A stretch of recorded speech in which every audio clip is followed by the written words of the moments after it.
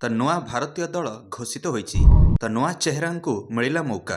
तो अफगानिस्तान विपक्ष टी20 सीरीज में रवींद्र जडेजा को कैप्टेन बनाला आ भाइस कैप्टेन रूप में रिंकू सिंह खेलिवे। तो भारतीय स्क्वाड्रे जदि नजर पकाइबा ताले संपूर्ण बदल जाइए टी20 स्क्वाड। सरफराज खान निजर डेब्यू करेंगे टी20 रे, तांको मिला मौका।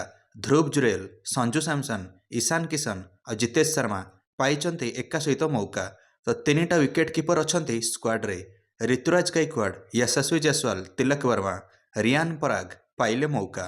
उमरान मलिक, मुकेश कुमार, मोहसिन खान, रवि बिश्नोई दर्शक बंधु मैंने यही मौका मिल जाइए जिते अफगानिस्तान आसो भारतीय गस्तरे।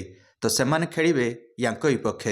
तो जनवरी 11, 14 और 17 जनवरी 3 मैच विशिष्ट टी20 सीरीज खेला हम अफगानिस्तान और भारत मध्य।